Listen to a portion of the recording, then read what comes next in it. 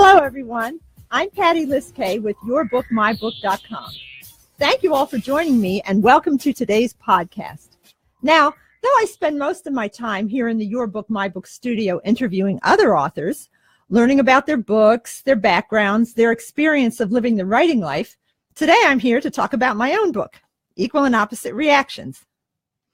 Equal and Opposite Reactions is a novel. It's published by Black Rose Writing, and it's a sort of a comedy of errors, lots and lots of errors. And its title refers to the physics theorem. For every action, there is an equal and opposite reaction. Now, I chose this reference because the story is, I guess, what you'd call a manifestation of that law of physics as it plays out in human relationships and human interactions, which, as we know, can sometimes be pretty volatile, or at least they are among the characters in my book. Equal and opposite reactions really could have been set in anywhere USA, but I decided to stick with the conventional wisdom of write what you know, and so I decided to set the story in working-class Northeast Philadelphia, where I'm originally from, and then to fill it up with the kinds of characters I used to know there, and tell it in the voices I heard growing up.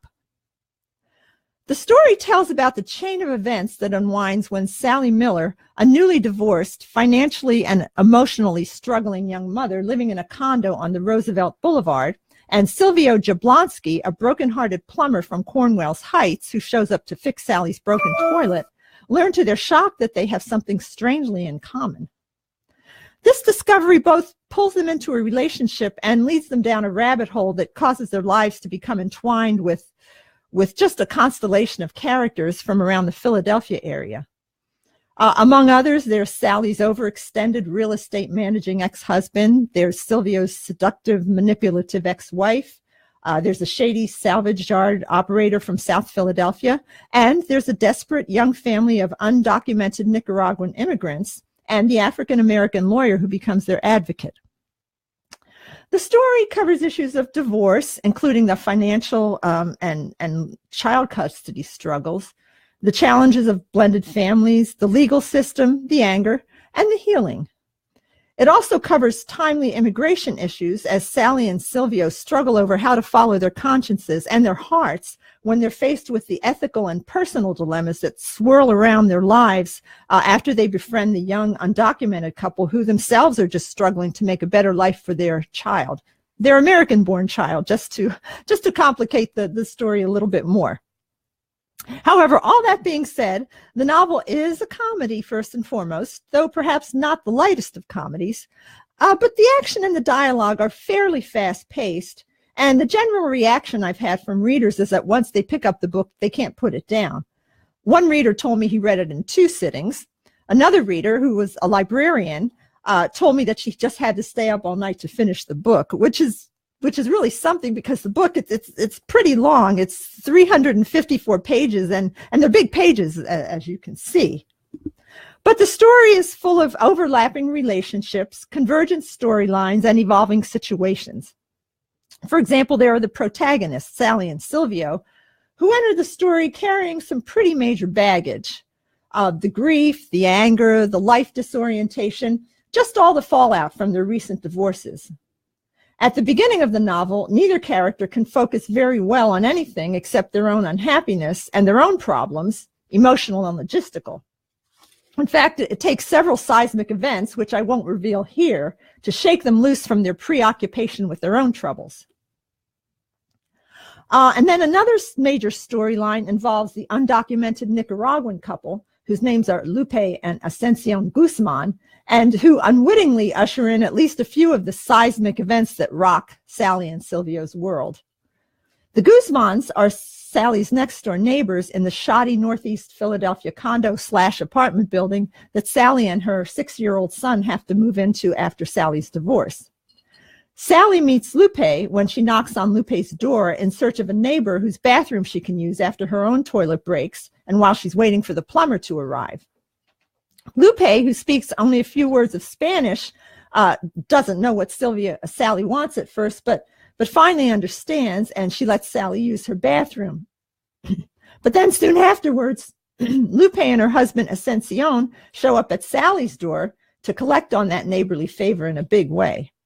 And from there begins this sort of give and take among the characters of one favor begetting another favor until Sally, Silvio, Lupe, and Ascension are all wrapped up in each other's lives. And they eventually land in the office of Charleston Tilley, an African-American immigration lawyer with a social conscience, who nonetheless finds him pulled into a much more convoluted situation than he bargained for when he first agreed to take on the case of the plumber, his girlfriend, and the Nicaraguan immigrants. One reviewer summed up the book as the universal struggle of making your way through life and the consequences of each decision. Greed, deception, and manipulation counterbalancing caring, competency, achievement, and trust. You know, I'm often asked questions about the books by readers, individuals who contact me, or even book clubs who've read the book.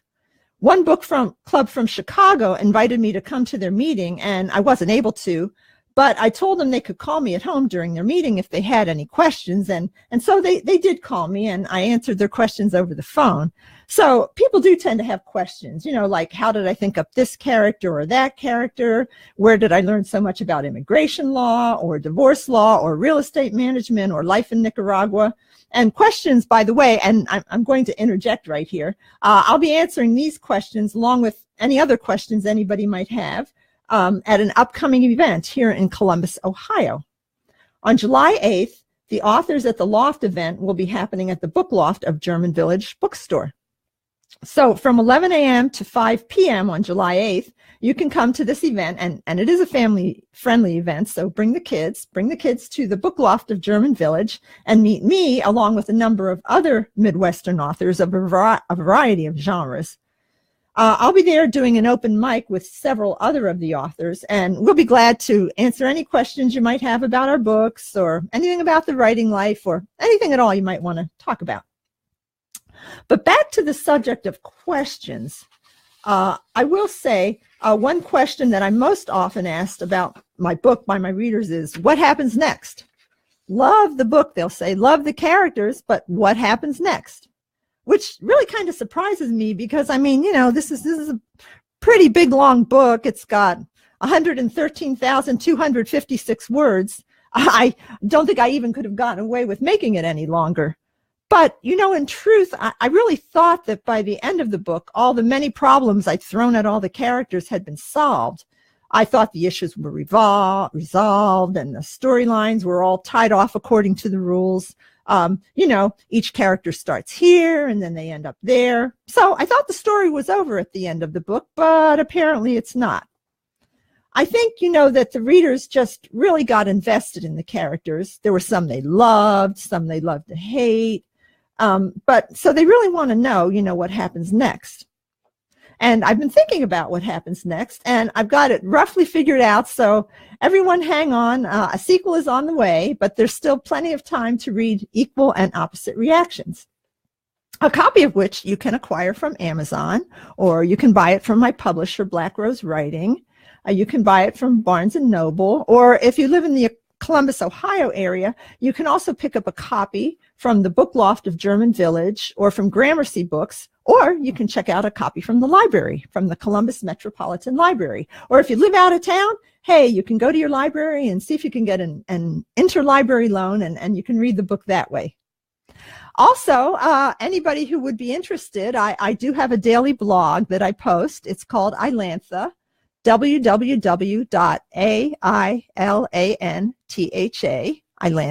Ailantha.com. And it's just sort of my observations, you know, the observations of the various and sundry events that a visitor to this planet would notice. So you can look at my blog, Ailantha. Well, I guess now it's time for me to say thank you to your book, mybook.com. So thank you, guys. Thank you for letting me come over today and talk about my book, Equal and Opposite Reactions. And I just want to remind anyone who's going to be in Columbus, Ohio on July 8th, do come and join us at Authors at the Loft, at the Book Loft of German Village from 11 a.m. to 5 p.m. So everyone have a wonderful day, but don't go away yet. Stay tuned because we have another upcoming author interview here at yourbookmybook.com.